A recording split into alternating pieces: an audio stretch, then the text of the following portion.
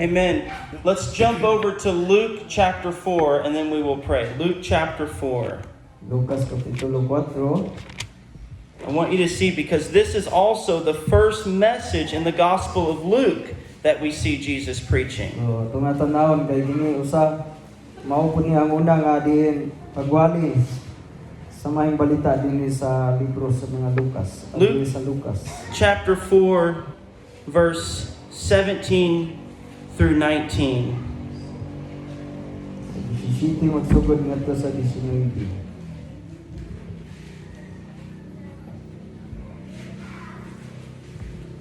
The Word of God says, "And he was handed the book of the prophet Isaiah.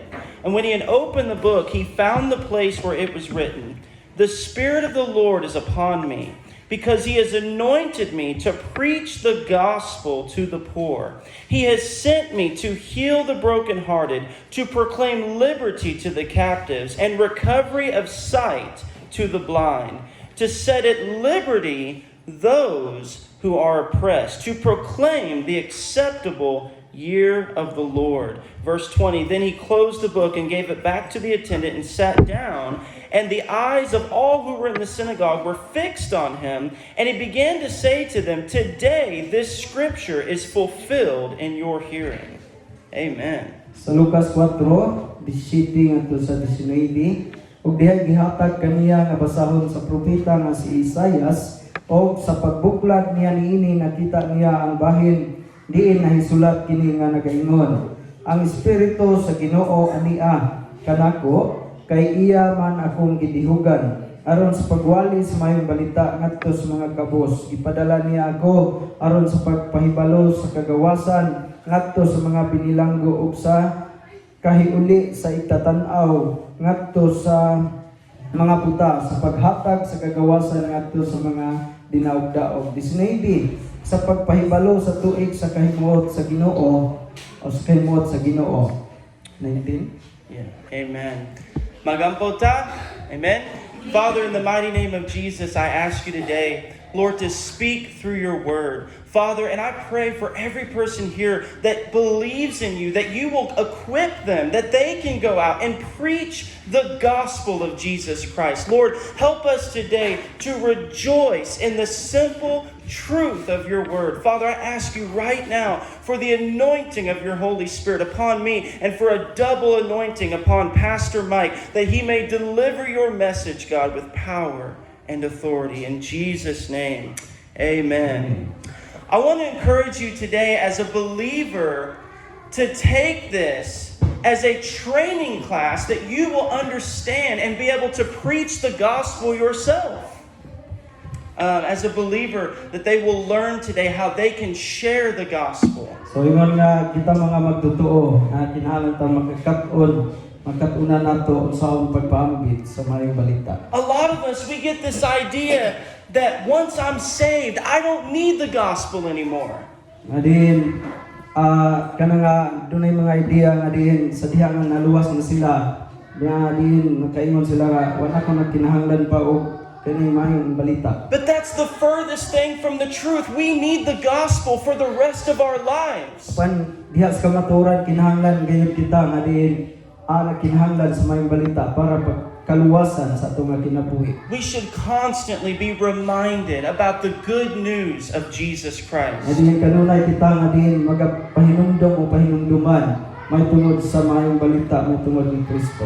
And so earlier we read in Mark where Jesus said, "Repent and believe the gospel." So kaganina ato nga gibasa sa Marcos nga dingon dito paghinulsol o mutuota diha sa mayong balita. I want you to notice this was a commandment of Jesus Christ. Gusto ko nga masayod ko mo nga kini siya kining sugo diha ni Ginoong Hesus. The Apostle Peter said God commands all men everywhere to repent. Si Apostol Pedro nagasulti nga diin at gasugo siya aron nga diin pagpahibalo sa tanang mga tao nga bisanasa nga dapit. And here Jesus says in Luke, "The Spirit of the Lord is upon me because he has anointed me to preach the gospel to the poor." So diri sa Lucas nagingon ang Espiritu sa Ginoo niya kanako kay man akong gidihugan aron sa pagwali sa mayong balita ngadto sa mga kabus. Notice Jesus put the gospel first. So atong asayran nga di una nga di ang maayong balita ng tungod ni Ginoong Hesus. Everything else follows the preaching of the cross. So ang tanan kining ni sunod lamang sa diha nga diin ginawali ang bahin sa cross. He said, He has sent me to heal the brokenhearted, Kaya niingon sa diri nga siya pahigawas sa mga sa mga nagaluya o nabugatan. to proclaim liberty to the Aron nga captives, diin sila kining mahigawas dunay kagawasan ang mga nabihag. and recovery of sight to the O blind, din uli ang mga panglantaw sa mga buta. to set at liberty those who are oppressed. Nga din dunay kagawasan kanila nga din ginasakit. But notice, all of that followed the gospel. So ato ang masayran nga kining tanan ning sunod lamang diha sa may balita. It is the preaching of Christ that sets the captive free. So kini siya usa ka wali mahitungod ni Kristo nga din siya nagapahigawas sa mga nabilanggo o mga binihan. The Word of God says that Jesus came to seek and to save the lost. So ningon diri nga din si Ginoong Hesus niani aron sa pagpangita sa mga nangawala ug pagluwas niini. Jesus came to redeem us from death and destruction. Sa Ginoong Hesus niani aron paglukat kanato gikan sa kalaglagan ug sa kamatayon. Jesus came to make the way of salvation. Sa Ginoong Hesus niani aron siya maghimog agianan para sa kaluwasan. Now let's go to John chapter 3 and let's see what Jesus preached. So sa Juan kapitulo 3 sa atong tan-awon sa ang giwali ni Ginoong Hesus. John chapter 3. Verse 16 through 18. The Word of God says, "For God so loved the world that He gave His only begotten Son, that whosoever believes in Him should not perish, but have everlasting life. For God did not send His Son into the world to condemn the world, but that the world through Him might be saved. He who believes in Him is not condemned, but he who does not believe is condemned already, because he has not believed in the name of the only begotten Son of God." Sa versikulo 16 magsugod kay gigugma gayud sa Dios ang kalibutan nga tungod ni Ana gihatag niya ang iyang bugtong anak aron ang tanan nga mosalig kaniya dili malaglag kun dili may kinabuhing dayon. 17 Kay gipadala sa Dios ang iyang anak nganhis kalibutan dili aron ang kalibutan iyang pagahukman sa silot kun dili aron ang kalibutan maluwas pinagi kaniya. 18 Ang musalig kaniya dili pagahukman sa silot apan ang dili musalig na hinukman na sa silot kay wala man siya mutuo sa ngalan sa bugtong anak sa Dios. 19 Ug ang paghukom mao kini nga ang kahayag niani sa kalibutan ug ang kangitngit mao gipalabis sa mga tawo sa paghigugma kay sa kahayag kay dautan man ang ilang mga buhat. This is the preaching of Jesus Christ. So mao kini ang giwali ni Ginoong Hesus. Jesus said that the gospel, number one, is a love story. Ngadin ang kining may balita una di ay kini siya usa ka nagahisgot o istorya o sa kilanon may tungod sa pagmahal o paghigugma. For God so loved the Kaya world. nagingon diri nga kay ang Dios nahigugma gayud pag-ayos He kalibutan. gave His only begotten Son. Yang gihatag niyang bugtong anak. Remember, Jesus created this world. So ito hinamduman nga si Ginoong Hesus nagamugna ngayon kalibutanan. And the Father sent the eternal Son of God into this world. O din ang amahan, yan ipadala ang iyahang aking walay katapusan nga diin bugtong anak dinis He kalibutan. was the only one born of the Virgin Mary. Diin siya nga diin bugtong nga diin nahimugso gikan sa usa ka ulay nga babae. He is truly God and truly man. Siya tinuod nga tao, tinuod nga Dios. This is the greatest love story ever told. Nga diin kini siya usa ka kining kanang pinaka nindot nga sugilanon That- na mahitungod sa paghigugma. that God would come to save guilty sinners. Nga diin ang Dios ni anhi aron nga pagluwas ngadto sa mga makasala. Now, notice that it says in verse 17, "For God did not send his Son into the world to condemn the world, but that the world through him might be saved." So diri nagaingon sa 17 kay gipadala sa Dios ang iyang anak nga nis kalibutan dili aron ang kalibutan iyang pagahukman sa silong kun dili aron ang kalibutan maluwas pinaagi kaniya. See, the Bible says God is not willing that any should perish, but that all men would come to repentance. So atong asayran nga diin ang Dios dili sa gusto nga dunay usang malaglag apan gusto niya nga ang tanan makakabot sa tinud-an ng paghinulsol. So the question is why? So, ang pangutana is ngano Why did Jesus have to come? ngano nga si Ginoong Hesus nyanhi. How does Jesus Christ dying on a cross and rising from the dead, how does that help me? How does Jesus dying on the cross and rising from the dead help me? So unsa nga kining si Ginoong Hesus na unsa nga siya namatay niya nabanhaw gikan sa mga patay. Why did God have to give his son to save my soul? So ngano nga diin ang Dios nagahatag siyang bugtong anak aron pagluwas sa kong kalag. Number one, we need to understand the severity of sin. So una nahanglan kayo nga nga masabtan unsa gid ang sala. See, a lot of us, we don't think of sin as serious.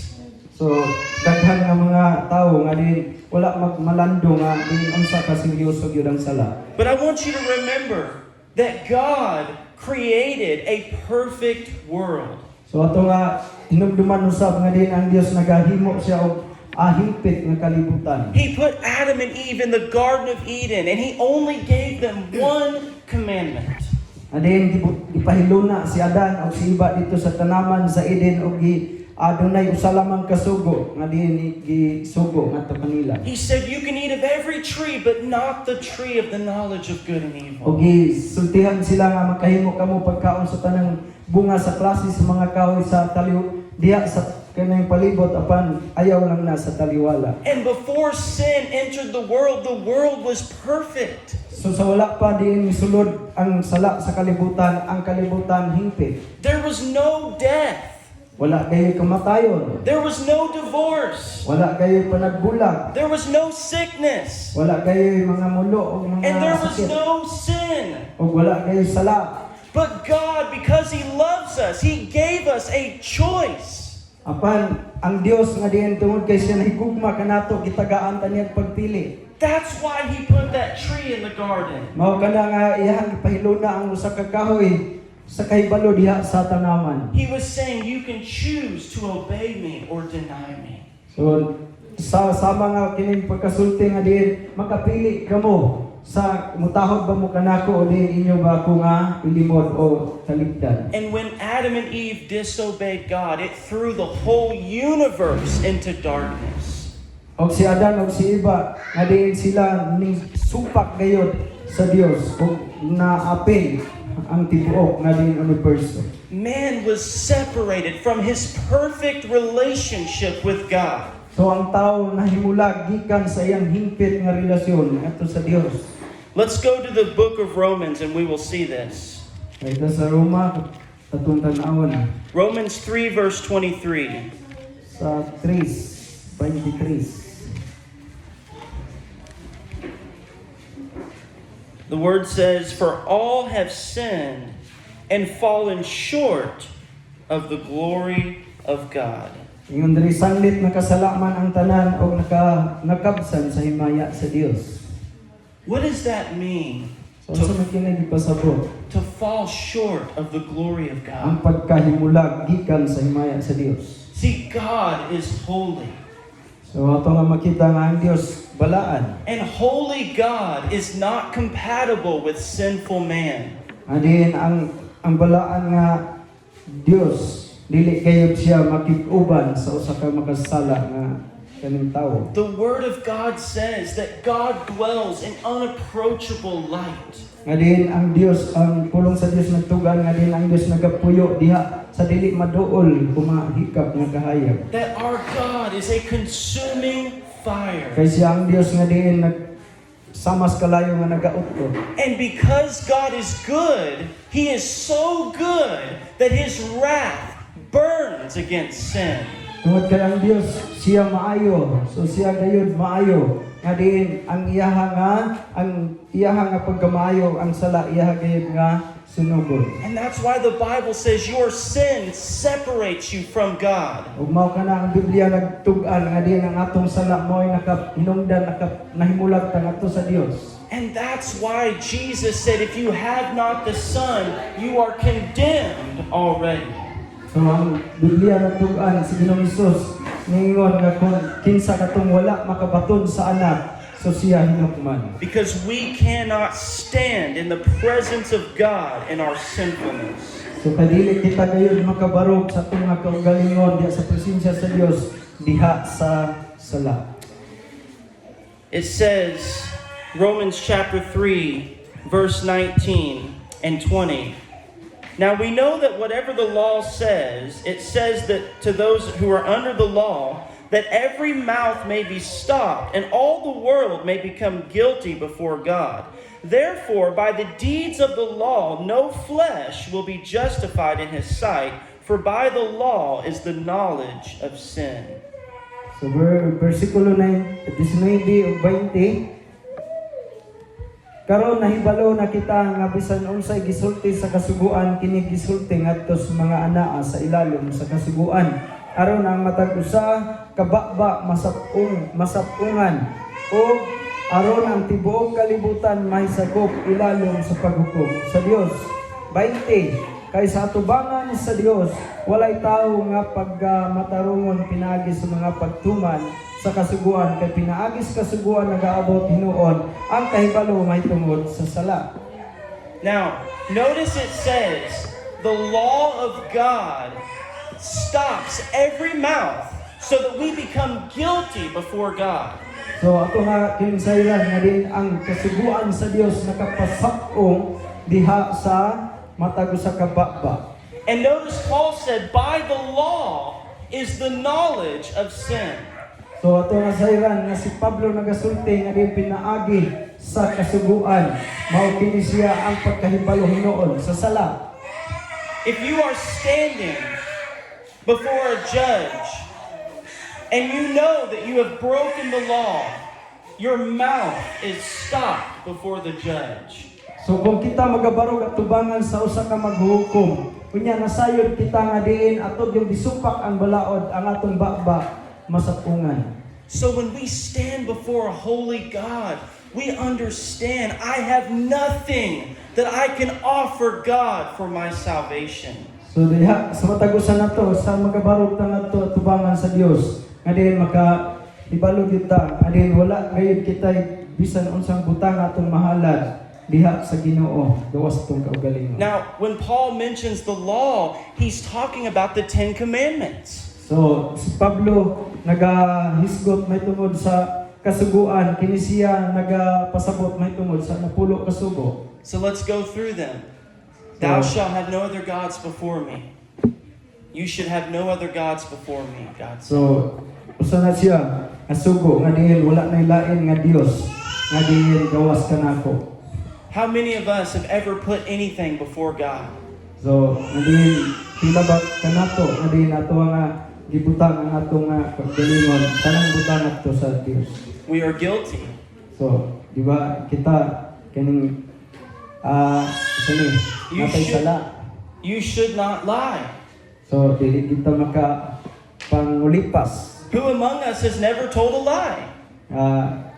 Kinsa man kanato nga dili makasultig baka.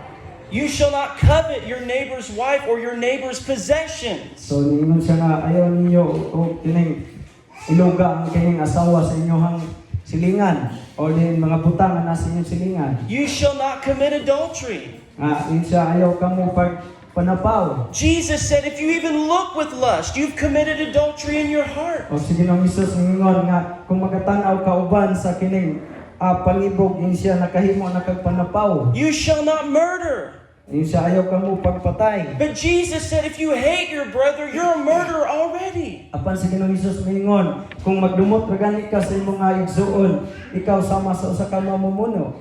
And many other commandments. O daghan pa kayong mga suko. So on the day of judgment, if we're judged by that standard, would we be innocent or guilty? So sa adlaw sa paghukom sa diha nga hukmanta, sunaan nato kung inosente ba ta o diin sad-an ba kita. That's why Jesus said, repent and believe the Mao gospel. kana sige nang Isus ningon nga di pag hinulsol og mutuog gayud ka sa mga balita. That's why David said, Lord, wash away my sins. Mao kana nga si David nga giingon, o Ginoo hugasi ko sa akong mga kasalanan. That's why the thief on the cross had nothing to offer God but to say, Lord, remember me when you come into your kingdom. Mao kana nga usa sa kining kawatan nga kauban ni Ginoong Hesus nga gilansang mingon siya wala siya laing mahalad gawas nga dingingon siya hinumdumi ko Ginoo kung tuwa na ka sa paraiso. That's why the publican said, Lord, be merciful to me, a sinner. Og mao kana ang usa ka maningil sa buhis mingon nga diin Ginoo kaluoy ko ingon nga usa ka makasala. That's why the Apostle Paul said, I am chief amongst Mao sinners. kana nga si Apostol Pablo mingon nga siya mo pinakalabaw sa tanang mga makasala. See, the good news makes no sense unless you understand the bad news. So ang kining maayong balita wala kay kini siya kapuslanan kung dili nimo masabtan unsa ang kining dili maayong balita. All have sinned and fallen short of the glory of Kaya ang God. tanan ng kasala ug nagkabsan gayud sa himaya sa Dios. We are guilty before a holy God. So kita mga makasala atubangan sa balaan ng Dios. Look at Romans chapter 5, verse 12. Roma kapitulo 5 bersikulo 12.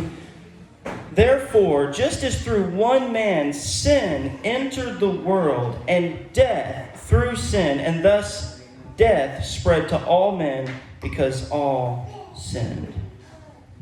Ang tanan nagsupwahi nagadungan sa verse kapitulo 5 12. 12.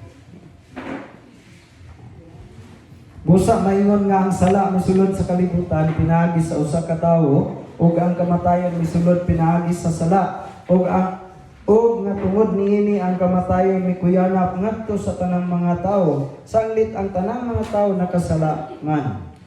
This is talking about Adam. By one man, sin entered the world. Kini siya nagapasabot may tungod ni Adan ang usa ka tawo nga diin nagkasala ug ang tibuok kalibutan. And death spread to all men. O ang kamatayon mikuyanap ngadto sa tanang mga tawo. That's why we see death. Mao kana nga makakita ta ug makadungog ta nga dunay kamatay, naay kamatayon. The wages of sin is death, but the gift of God is eternal life through Christ Jesus our Lord. Kaya ang bayad sa sala mao ang kamatayon apan ang walay gasa nga mao ang kinabuhing walay katapusan. Now, let's get to the good news. So, ato nga isayran ang daw na maayong balita. See, remember, because God is holy, He can't just let the sinner go free. So ato nga hinumduman o ato nga isayran nga din ang Dios balaan. God is a just judge. The Bible says that. So ang Biblia nagtug-an nga din ang Dios usa ka matarong nga maghukom. And the Bible says, for all must stand before the judgment seat of Ang Christ. Biblia nagtug-an nga ang tanan gayud mobarog diha sa tubangan sa dakong hukmanan ni Kristo. And we will give an account for the deeds done in the body. Og diin kita maghatag og kining husay sa tanan nga ginahimo sa ato nga lawas. Now, let's get to the good news. Romans 5, verse 15. But the free gift is not like the offense. For if by one man's offense many died, much more the grace of God and the gift by grace of the one man, Jesus Christ, abounded to many. Apan ang gasa nga walay bayad lahi kaayo sa kalapasan. Kay kung daghan ang nangamatay tungod sa paglapas nga nahimo sa usa ka tawo ngadto sa daghan kapadagaya sa labi pa gayud ang grasya sa Dios o ang gasa nga walay bayad diha sa grasya ni atong usa ka tawo nga si Kristo. Now verses 18 and 19.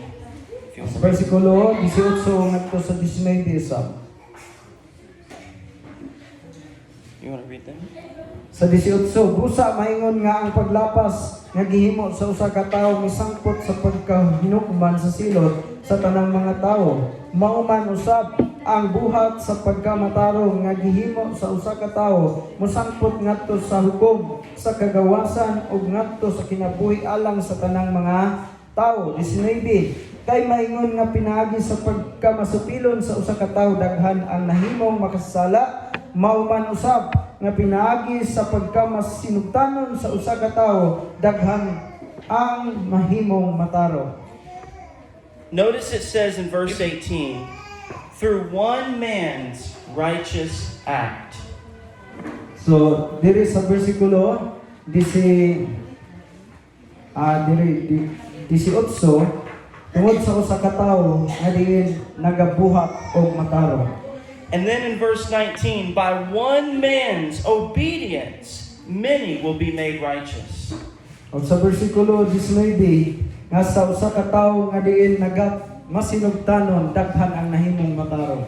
So by one man, sin came into the world and death spread to all men. So sa tungod sa usa ka tawo ang sala miabot sa kalibutan ug ang kamatayon mikuyanap sa tanang mga tawo. But there was one man who obeyed God perfectly. Apan aduna po'y usa ka tawo nga diin nagmasinugtanon og nitahod sa hingpit kayo. The Lord Jesus Christ, the Bible says he was tempted at all points, yet without sin. Og mao kana si Ginoong Kristo nga diin ginatintal sa daghang paagi apan wala kayo siya makasala. Jesus, who was man and God, Si Ginoong Hesus siya usa ka tawo o siya usa ka Dios. and as a man, he lived a perfect, sinless life.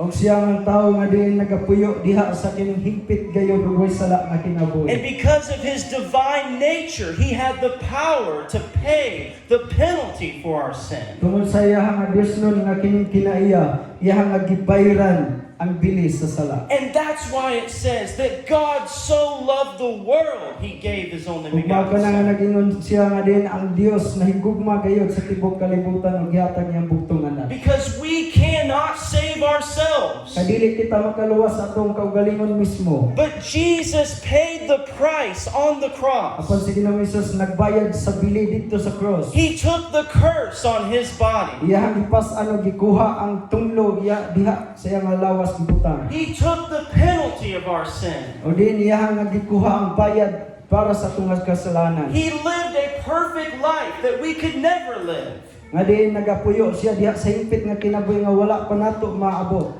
And on that cross, he said, "It is finished." Og dito sa cross usa sa iya nga gilitok nga pulong ingon siya og natapos na. In the Greek, it means paid in full.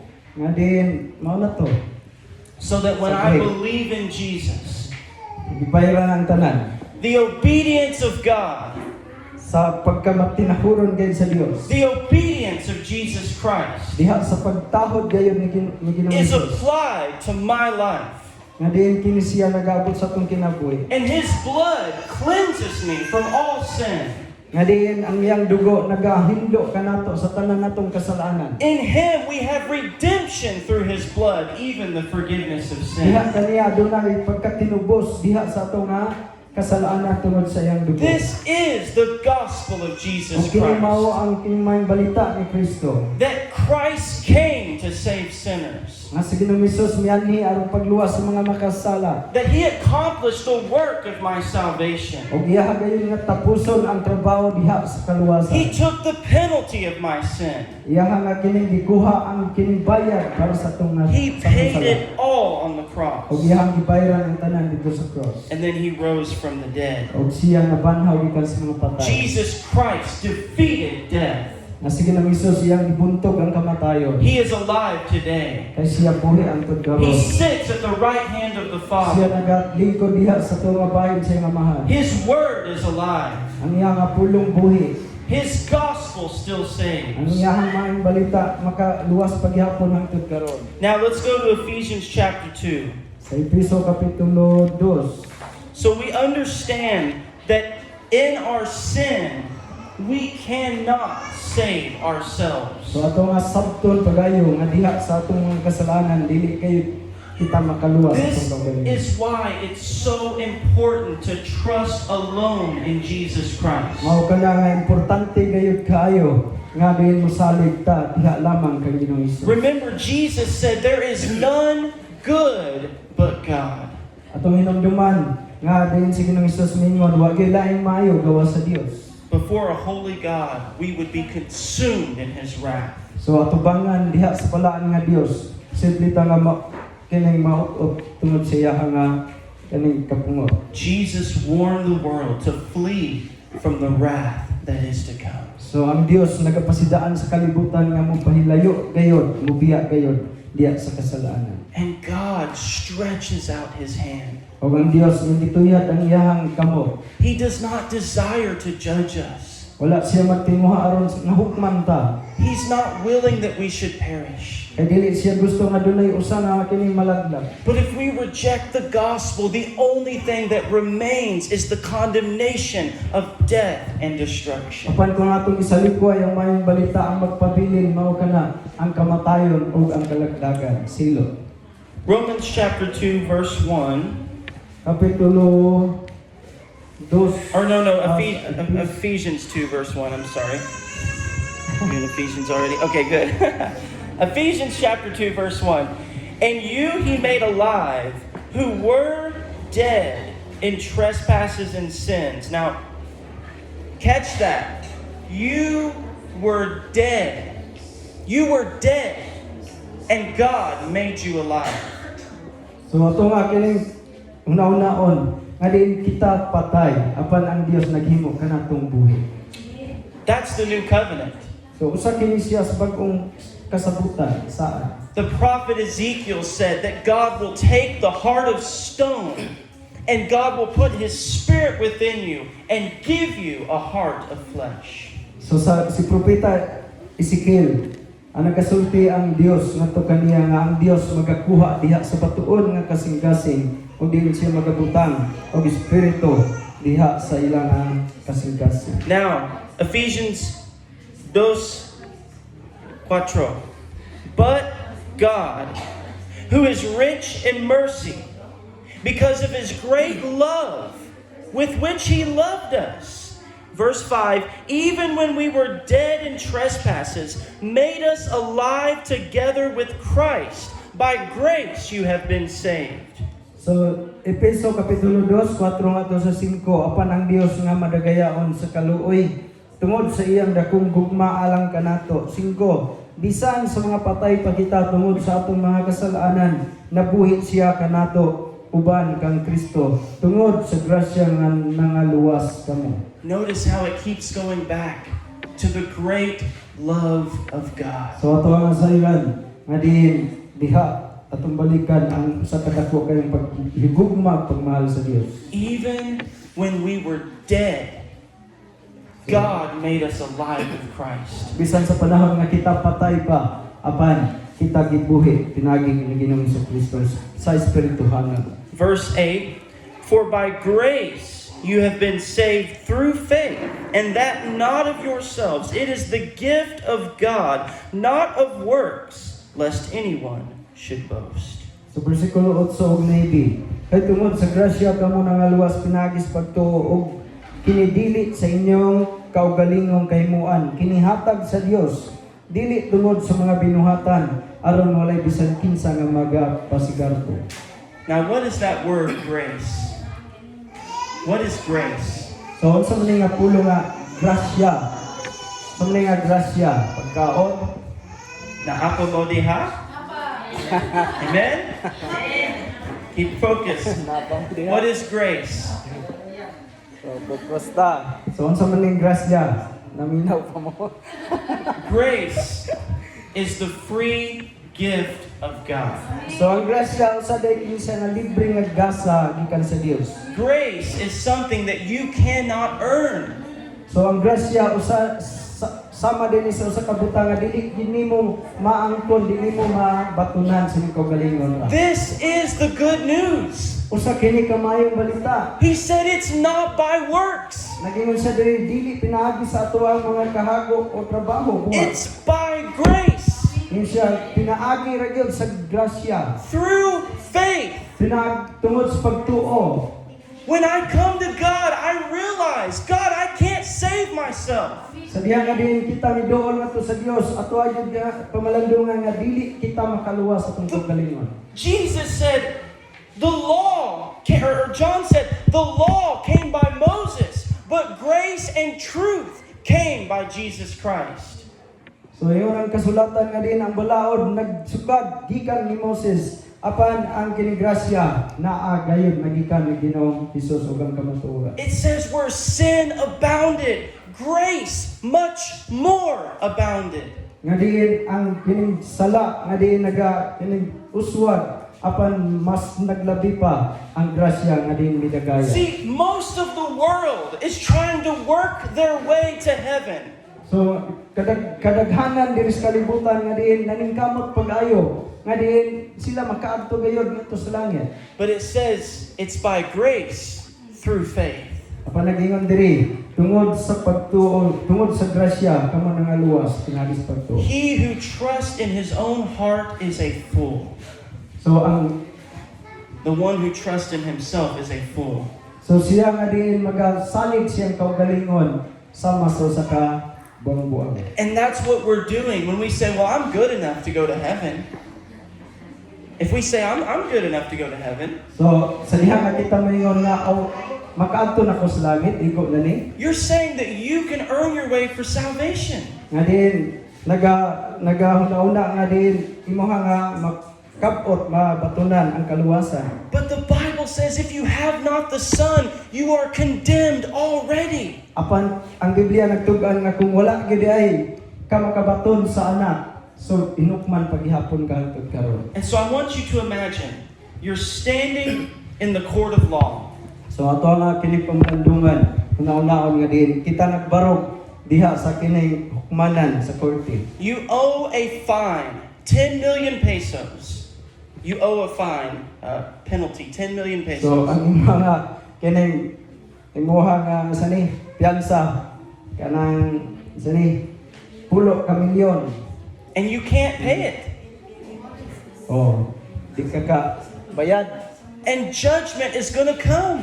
Ug ang kining paghukom naa. I can't pay this fine. It's too much. So dili ta makabayad tungod kay ilabihan na ka taas gayud kadako sa bayranan. And you're guilty before the judge. Unya ikaw kining sad-an yuga tubangan sa maghukom. But the judge says, today I have good news for you. Apan kung ang maghukom karon mo ingon ning adlaw na koy may balita para nimo. Someone just paid your fine.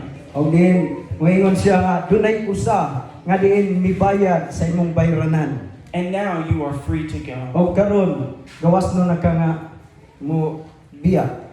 That's why the Bible says God is faithful and just to forgive us of our sin and cleanse us from all unrighteousness. Mao kana ang Biblia nagtug-an nga din ang Dios siya maayo matinud-anon matarong nga maghukom nga diin nagahinlo pinagi siyang dugo sa atong tanang kasalanan. He is faithful, which means He will do it.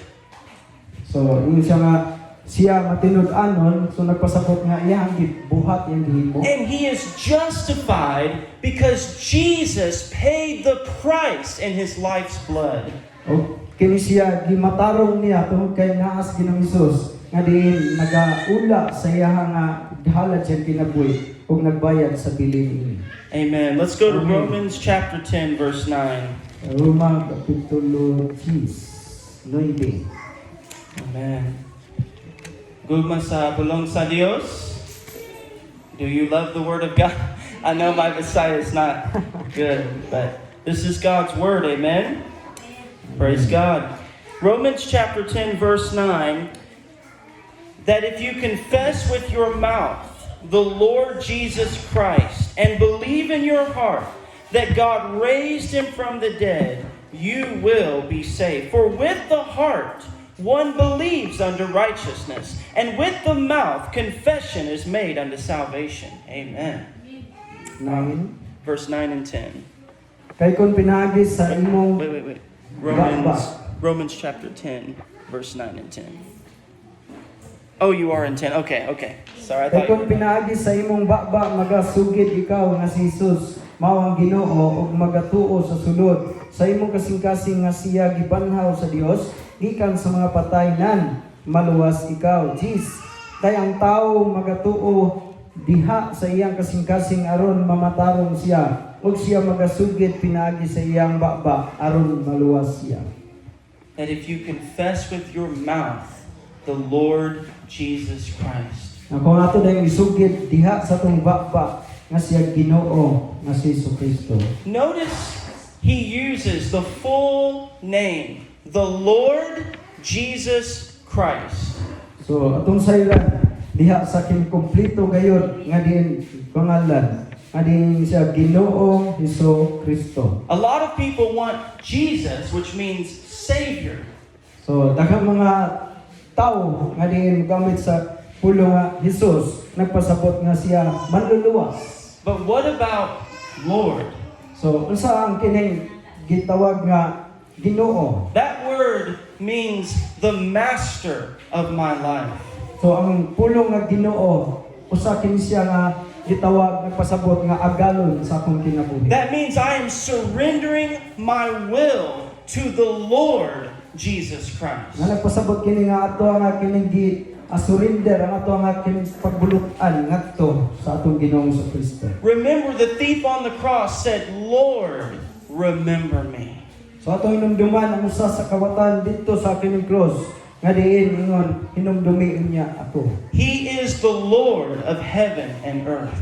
Kay siya ang Ginoo sa langit ug sa yuta. He is the one who has power over every demonic spirit. Kay siya nga diin aduna gayud kagahom sa tanang mga demonyo nga espiritu. He is the Lord over the storm and the waves. Nga diin siya aduna gayud kining kagahom ngadto sa kining mga pagyo ug sa mga balod. And He is Lord in our life. Ug siya ang Ginoo sa atong kinabuhi. And then the word Christ means Messiah, or the anointed one of God. Og ang pulong nga Kristo nagpasabot kini siya nga Mesiyas o usa nga dinihugan. This speaks to believing that God sent His Son physically into the world. Og kini siya nagpasabot nga diin nga magatuo diha siyang anak nga diin iyang ipadala nga diha pinaagi sa usa ka luwasnon diri sa kalibutan. He was the anointed of God. Kay siya usa ka dinihugan gayud sa Dios. Remember, Jesus in His humanity submitted Himself to the will of the Father. So atong hinumduman nga bisan pa sa iyang nga kining nagsulob siya sa pagkatawhanon apan siya misubmitar gayud ngadto sa iyang amahan. And He was promised as the Messiah. Og diin siya isaran og nga diin siya ingon nga usa ka Mesiyas. The Lamb of God. Nga usa ka kordero sa Dios. The Savior of the world. Manluluwas sa kalibutan. The King of Kings and the Lord of Ang Lords. hari sa mga hari o Ginoo sa mga Ginoo. A couple more scriptures in 1 John and then we'll close. 1 John chapter 3 verse 1. So, unang Juan, kapitulo 3, versikulo 1. So it says, I forgot to mention, confess with your mouth and believe in your heart that God has raised him from the dead. So, ingon siya nga, mutuo ka, o di sugit sa mga baba, diya sa mga kasing-kasing, kung maluwas ka. So believing in the resurrection of Jesus is absolutely necessary for salvation. So, ang pagtuo di ay, may tungod sa pagkabanhaw ni Ginoong Hesus, usa na siya sa gikinahanglan diha sa kaluwasan. Historically, even non-Christians know that the man Jesus died on the cross. So, bisan pa ang mga kining mga Kristohano nakahibalo sila nga si Ginoong Hesus namatay dito sa cross. That is a historical fact that Christ died on the cross. So usa na siya ka kining kamatuoran mahitungod sa sugilanon mahitungod ni Ginoong Hesus na namatay dito sa cross. But do you believe he rose from the dead? Apan nagatuo ba ka nga diin siya nabanhaw gikan sa mga patay? Do you believe he was raised to life? Diin nagatuo ba ka nga diin siya kining nabanhaw ug nabuhi? The Word of God says the apostles, with great power, they gave witness to the resurrection of the Lord Jesus, and great grace was upon them all. So ato ang masayran nga diin ang mga apostolis, sila usa sa mga saksi may tungod sa pagkabanhaw ni Ginoong Hesus. In Romans chapter 1, Jesus said, I am he who was dead, but behold, I am alive forevermore. Revelation chapter 1. So sa pinadayag kapitulo 1 nga diin kaniadto siya patay apan karon siya nabuhi angtod sa kanturan. And he said, I have the keys of death and hell. Og mingon siya niya kanako ang yawi sa impierno o sa kamatayon. Amen. So now we see all of this wrapped up in the book of John. 1 John 3 verse 1, behold, what manner of love the Father has bestowed on us, that we should be called the children of God. Therefore the world does not know us, Verse 1. because it did not. Yes, verse 1. Tanawan ninyo unsang gugmaha ang gihatag kanato sa amahan nga paganganlan kita nga mga anak sa Dios. Ug mao kana kita ang hinungdan ngano nga ang kalibutan wala makaila kanato mao kini. Kay kini wala man makaila kaniya. What kind of love the Father in heaven has bestowed that we should be called the children of God. So unsa nga klaseng gugmaha nga din ang gugma sa Dios nga nasa langit ngayang gikahatag kanato. I want you to think about this. The God of heaven looks down and says, that's my son, that's my daughter. So ito na kamalandungan ang Dios nga nasa langit nga nagatan-aw, nagasud-ong, nga di nagaingon nga kini ang akong mga anak, kana ang akong anak nga babae ug lalaki. You were bought with a price. So kita gipalit na sa dako nga pili. God loved you so much, He gave His Son Jesus Christ to redeem you from your sin. So ang Dios na higugma pag-ayo kanimo iyahata nga gilukat gikan sa kamatayon o sa kasalanan. And then we see 1 John 4 verse 4. Kapitulo 4 sa unang Juan. You are of God, little children, and have overcome them, because he who is in you is greater than he who is in the world. Versikulo 4, mga anak kamo, iya sa Dios. Og sila inyo nang gidaog kay siya nga na kaninyo labaw pa kay kaniya nga nias kalibutan. So now, not only am I saved, but I am an overcomer because God lives inside of me. So, karon dili lamang dahil kay kita igorang naluwas. Apan gitawag yapon kita nga mga madaogon tungod kay siya nga nagdako kayo nga nagpuyo sa sulod nato kay kaniya nga nas gawas. The Word of God says we are more than conquerors through Christ. So, ang pulong sa Dios nagasulti, nagatug-an, nga labaw pa kitang madaogon pinaagi ni Kristo. We are the temple of the Holy Kay Spirit. kita maawa ang mga templo sa Espiritu Santo. And we are children of the Most High O God. kita mga anak sa labing halangdon nga Dios. This is the inheritance of the believers in Jesus Ug Christ. mao kini ang panulundon sa mga magtutuo diha ni Kristo. That every promise of the Word of God belongs to me. Matag usa ka kining saad diha sa pulong sa Dios para ginin ako para nimo. The freedom of the cross. Ang kagawasan mahitungod dito sa cross. The power of God. Ang gahom sa Dios. The power against the forces of Ang darkness. gahom mahitungod sa kining mga kagamhanan diha sa espirituhanon nga bahim sa kangit-ngat. And now I can walk with God every day. O karon makahimo na sa paglakaw kauban sa Dios matag adlaw.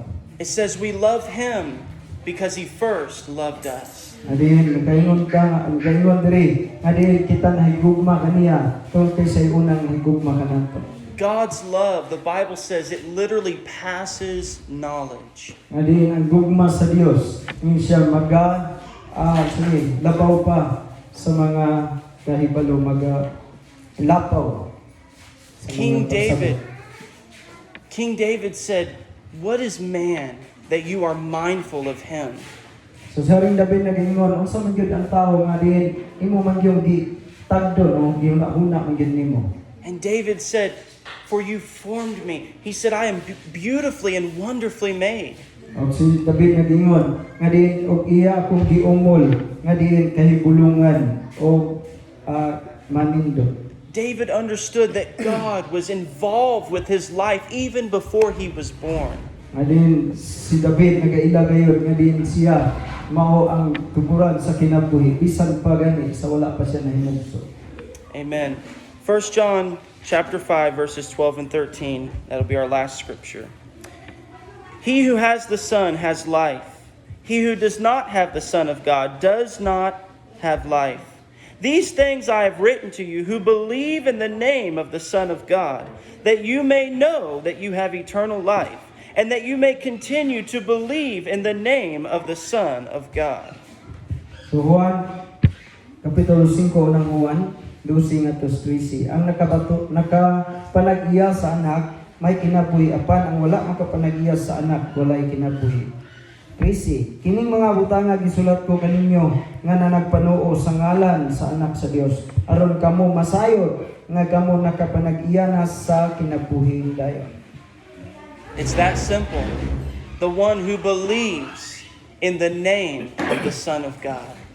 So yano lamang nga diin sa usa si kinsa nga diin nagatuo nagapanag-iya sa anak sa Dios. It's so freeing to wake up every day and say, "Jesus, I believe in you." Nga din so matag adlaw nga din kita mata nga din magasulti ta nga din Ginoong Hesus ako nagatuo kanimo. Because even as believers, we still fall and stumble in our life. Tungod kay bisan kita mga magtotoo, naagi mga panahon nga din mapandol ta o din makasala ta mapakyas But the ta. Bible says if we confess our sin, He is faithful and just to forgive us. Apan ang Biblia nagtugan nga din kung isugid lang nato ang atong mga kasalanan siya tinud-anon ug matarong nga din mohindo sa tanan nga dili pagkamaayo nato. And every day we can say, "I know the one that I believe in." Nga din matag adlaw makayong ta nga ako nakahibalo sa usa nga din ako ang ginatuohan. The Word of God says that the Spirit of God bears witness with our spirit that we are the children of God. Nga din ang pulong sa Dios nagasulti, ang Espiritu sa Dios siya ang kining nagasaksi, nagasugid nga ikaw ug ako anak sa Dios. So let me ask you today, are you a child of God? So akong magapangutana kanimo karon, anak na ba ka sa Dios? Have you repented and believed the gospel? So ikaw hinulsol ba ka o di nagasalig o nagatuo sa maayong balita? And if you are a Christian, today you have heard the good news that the world needs to hear. Nga din, kung ikaw sa kakristohanon, nan kita, gusto sa Ginoo nga din ang kalibutan makadungog, may tungod ka nato. And it's- Kita mga anak na sa Diyos. It's your job to share Jesus with the world. Kaya tuwag kayo nga kakuhan, trabaho, nga mo paambita, diha sa kalibutan, may tungod sa may balita. And if you're saved today, I want you to find one person this week at your job, in your house, whoever it is, and share the good news with them. So kung ikaw naluwas na karon, na kung maghagit ka ninyo, nining si manaha, magkakaplag mo o sa katao, kauban niya sa trabaho, o rin asa, pasahero ba, graduate. And if you don't know what to say, just Singawan. share your testimony and then share John 3:16 and begin to talk and watch God move in your life. Oh, so diha nga din pwede ta mosugod sa pagpaambit diha sa kining Juan 3:16 ato lang ipaambit unsa ang gihimo sa Ginoo sa kinabuhi. See, a lot of us, we don't speak up because of fear. So kadaghanan gayon dili abli silang baba sa pagsulti kay doon nagay kahadlok. But this is the message that saves. Apan kini mao ang mensahe nga diin makaluwas. And so the gospel is simple. We have sinned against God. So ang kining mayong balita simple lang nga diin kita nakasala batok sa Dios. We deserve God's judgment, Nga diin ang ayan gayud kita na sa paghukom sa Dios. but God gave His Son that we might go free by His grace. Apan ang Dios naghatag sa iyang bugtong anak aron kita mahimong gawas mo. That whoever believes in Him should not perish, but have everlasting Kasi life. bisan kinsa nga magasalig magatuo kaniya dili na gayud malaglag kundi dili makabaton sa kinabuhi dayon. Amen? Amen. It's by grace through faith. So, pinaagi sa grasya tungod sa pagtuo. It's the free gift of God. Sa kini kalibre gayud nga gasa gikan sa Dios. Jesus said, "It is finished." At sa Ginoong Hesus mingon, natapos na. Amen. Amen. So, one other thing, if you're here today and you are a believer, but you're struggling with sin, I want to encourage you, today is a day of repentance. Today is a day to receive forgiveness and mercy from the throne of God. So karon kung ikaw sa ka magtotoo, apan nakay kini